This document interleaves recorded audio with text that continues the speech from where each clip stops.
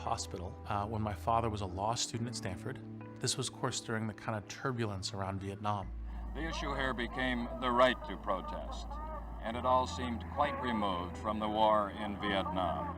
Dad likes to joke, I was participating in demonstrations and running from tear gas even before I could walk, because I was, of course, a kid in my parents' arms. Reed has a very strong sense of social justice, which I think also sets him apart in Silicon Valley.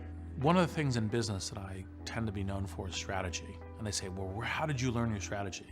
And the answer was board games and fantasy role-playing games. My first paycheck was actually, in fact, a check for doing editorial work at a fantasy role-playing game called RuneQuest that was produced by a game company called the Chaosium. I just basically walked in the door with my friend to start talking to the people working there, and I still remember their slightly like, oh God, here's this young kid. What do we do with him? You can just picture him, a 12-year-old, really eager, slightly obsessed, super smart kid who just loves this game. And then what I'd done is they had published something, and so I went through it with a red pen about how I would change it and all the kinds of things I would do. And I brought it in, I handed it to Steve Perrin. He goes, oh. Would you like to work on something else? He is always going to seek out a perspective or an experience that will round him out as a human being. When he talks about Putney, he talks about learning to be a good person and learning to be a good citizen, not just, being good at calculus. The Putney School fascinated me. It was drive oxen through the woods and, kind of do blacksmithing and woodworking and all these things that I'd never had experience with before. So I applied and got in without my parents knowing. And then what I did is after I got in, I went to my dad and I said, okay, I'd like to go to the Putney School. And he's like, oh, that's fine.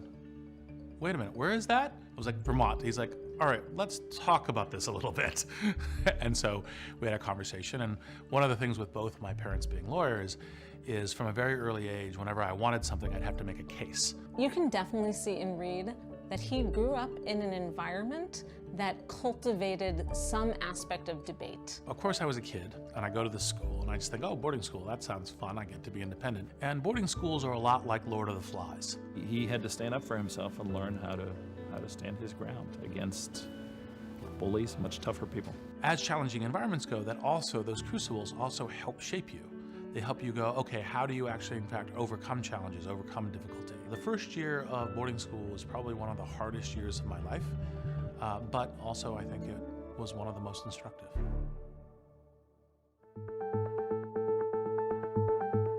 I don't know if this is true for everyone. For me, my real personal identity really blossomed when I got to Stanford. A lot of my really close friends are people that I met at Stanford. We were both in a then brand new program at Stanford called Symbolic Systems, which combined philosophy, programming, logic, computer science, psychology into one new major. And so it was the reinvention of AI, if you like.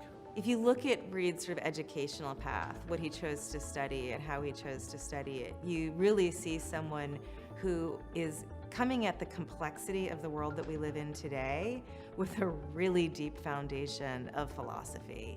Stanford had such an impact on my trajectory that I literally don't know what the alternative would look like, what that alternative world would look like, because I wouldn't have understood entrepreneurship. I wouldn't have understood software. I might not even become a technologist if I hadn't gone to Stanford. He started building a really, this amazing network of people who were thinking about how humans and technology work and how they interact with each other. He also met Peter Thiel, who ended up being a very important connection for him. You've agreed more than disagreed. What is something you strongly disagree about? Peter Thiel and Reid Hoffman are very different in terms of their political approach to their world. But from what I understand, Reid always liked to interact with people who were different than him. I think he doesn't have a myopic view. I mean, he really likes to see the forest for the trees, and he's got friends from different parts of the world. I met him at Oxford. At least he was at Oxford 22 years ago. Many people don't actually know this. He was studying philosophy. Early on, he wanted to be a philosophy professor. He thought, I have ideas on the world and I want to be a public intellectual. I want to share those ideas. Perhaps academia is the right way to do it. The thing that I realized within 3 to 6 months of being at Oxford was it was a scholarly pursuit, not a public intellectual pursuit. And so I was like, oh, no, I actually want to have a much broader canvas. He wanted to take the ideas that were so appealing to him as a student of philosophy, and he wanted to bring them to the masses. It was thinking back to my time at Stanford, where it was like, oh wait, software is this new medium by which we interact with each other, by which we kind of parse the universe. I could go work in that. And so I called Stefan Heck, and he said, maybe you should go work at Apple. Today, Apple is hemorrhaging money, and its stock price has plummeted. This was the dark era when Apple was down and out, shrinking market share. They're making products that were frankly not great during those years. You know, he was at Apple early. He worked on a thing called eWorld, which, as everyone knows, is Apple's big social network, but nobody knows that because nobody used it.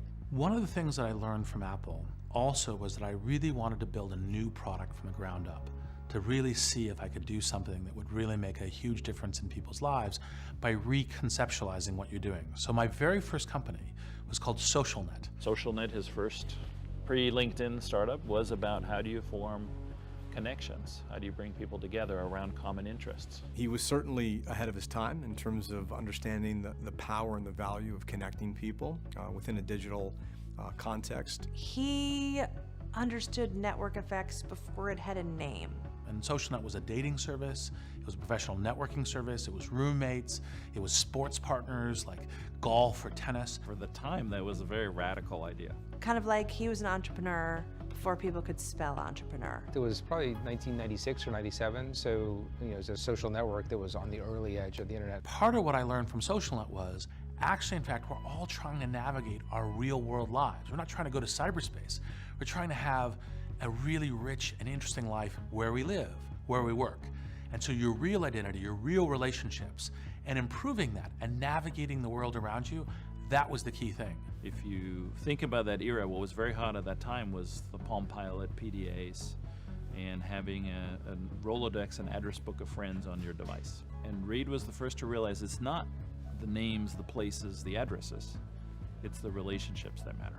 Starting a company is jumping off a cliff and assembling the airplane on the way down. And what you're realizing after you've jumped off this cliff, after you said, hey, we're gonna go start this new thing, is, oh, I don't have a lot of the parts. I need new people to help me with this. And I don't know what order to assemble this plane